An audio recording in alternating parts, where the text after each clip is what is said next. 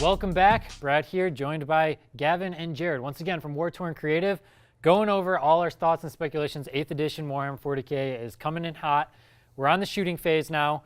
Real quick, one thing I just want to touch on before we kind of go into this a little deeper is we talked about this in the movement phase. If you are falling back, you do give up everything, which means you ain't shooting either. So your shooting phase ain't going to happen if you just fell back. Trying not to die. So moving on from that, previously, when you were locked in combat, you could not use any other weapon but close combat weapons. Yeah, in 7th edition, the second you were in combat, you were done until that combat is over. Whether you got killed to the last man, or you killed them to the last man, or somebody broke. Or you spent all 6 turns just slapping each other and nothing.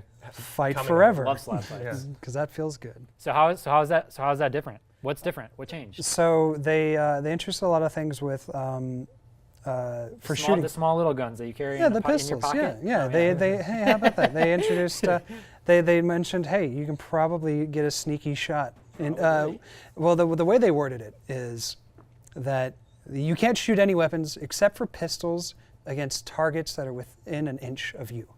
And when we talk about charge phase and things like that, being within an inch of a unit, you're engaged in combat. So that gives way to the fact that I can shoot my pistols at the unit that I'm fighting that I'm engaged with. And outside of the combat phase, happens in the shooting phase. It happens in the shooting phase. So this is an attack that you don't have to worry about repercussions until later. So you may get some free wounds in there. Yeah.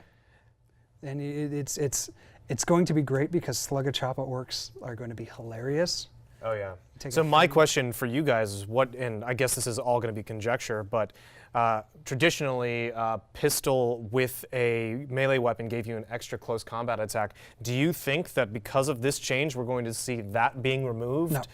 All right. I do not because having the additional attack was really what defined an assault. Like that's what defined the difference between a tactical marine and an assault marine. Right. It wasn't just the jump pack. It was being able I had an extra attack, more attacks. Well, and here's the difference is they're saying that you can shoot it versus when you're in close combat, you're hitting them with your gun, right? Right. So it's like shoot, whack you with my gun, whack you with my sword. Yeah. So it's not you're getting that extra attack because you're shooting it. You're getting it because you have 2 weapons and you can hit people with both of them. Regardless, this does add a lot of, it makes pistols a lot more viable.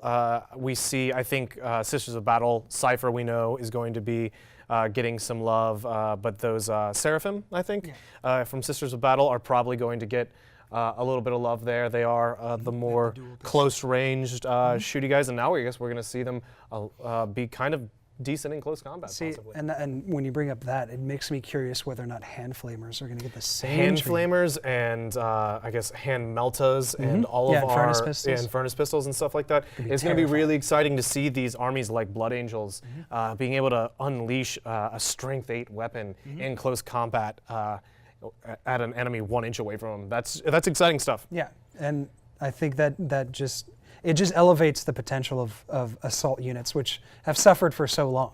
Like they weren't that great in 6th, they were terrible in 7th. 5th, they pretty much weren't played. I mean, it was just a game of shooting. Yeah. So complete other side of the spectrum, you go from the little guns to the big guns. Okay. So heavy weapons. You used to, if you moved, you're firing snapshots. Some changes going on there. What do we see in those changes?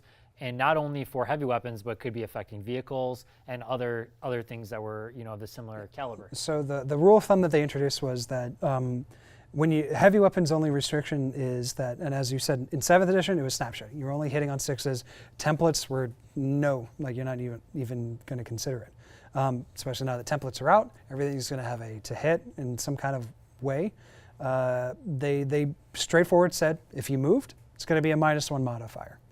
On your ability to hit with your shooting. All right. So it's, I jumped that one. So with Space your Marine, ballistic skill. Your ballistic skill. So with Space Marines, it's like take an example for a Space Marine with like say a heavy bolter. Okay.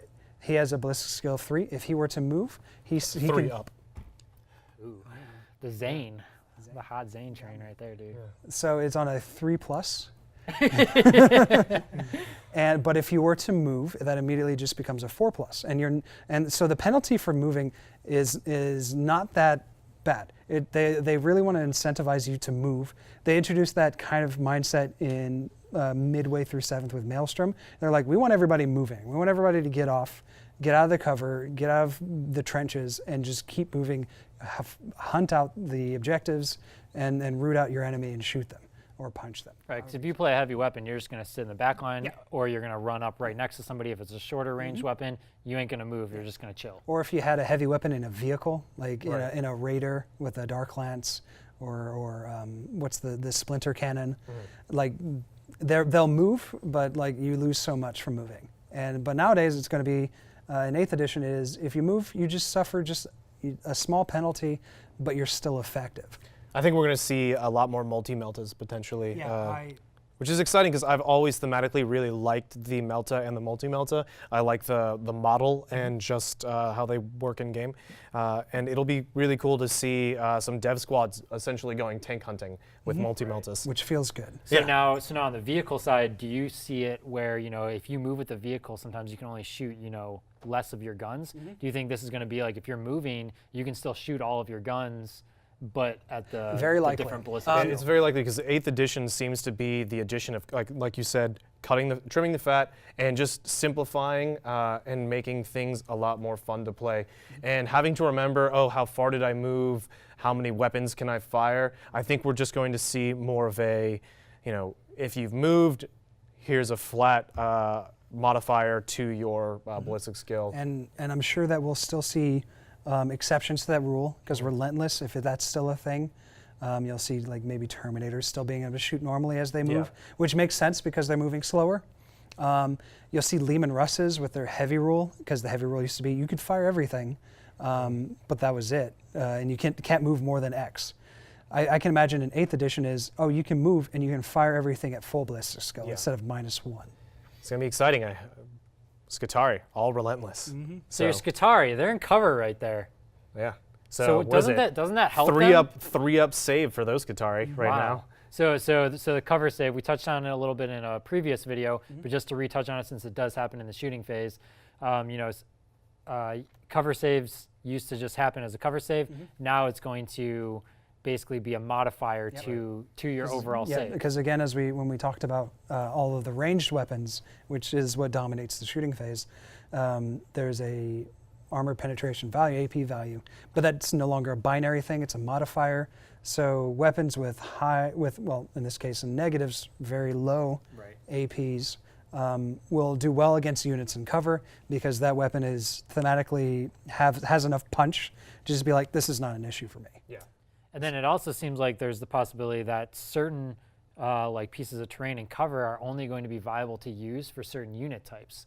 So like a crater, how much is that going to really protect a tank or a monstrous creature versus infantry? Well, I think we found is that, and what they've actually said is that it just doesn't. So if you're specific infantry or specific terrain types are only going to apply to infantry, and then we'll probably see. It may not even apply. Yeah, it may not even apply at all to vehicles and monstrous creatures. We'll see how it works though. Well, again, drawing from Age of Sigmar, they have the same thing. Behemoth type units do not benefit from cover. Because they're just massive. There's really nothing protecting them. I can't see and it makes sense because their saves are generally average to good, but they have a crap ton of wounds. So again, vehicles, Dreadnought with 8 wounds, he's probably not gonna. He may or may not benefit from cover. He is the cover. Yeah. So if you can't benefit from cover, as vehicles or bigger creatures like that, then what is the reason to even try to move through cover? Are you going to get slowed still? Can you get immobilized? Can any of that? I don't think movement through cover penalties are going to be a thing. Okay. Which speeds up the game, which is one of the big things that they're trying to do. Having to roll move 1 inch, 1 inch, 1 inch, yeah, 1 inch. Because I keep rolling 1s or 2s through cover, and then I've moved through cover, so it gets an additional die. Yeah. And that never that doesn't feel good. We want these people, these infantry are trained experts. They've fought countless wars, unless you're a guardsman. And a freaking pothole is not going to stop you. Right. This is the grim dark of the 41st millennium.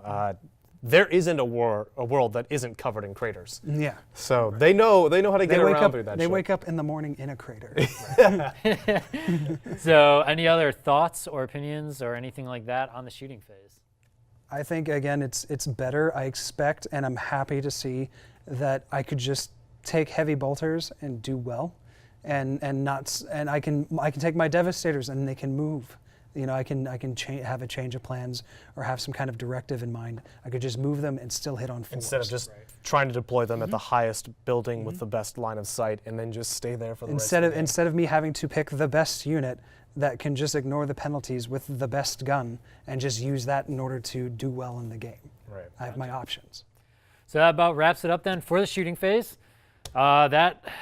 I mean, we're just pounding through these right now. Right. So if you didn't see any of our last episodes, make sure to go check them out. Stay tuned in the future. We've got tons more content coming to you all the way up to 8th edition. We're going to be breaking it down. Once 8th edition comes out, tons of new content coming. This is Wartorn Creative. Make sure you like the video, subscribe, and comment below if you want to see anything else done by us. And thanks for watching.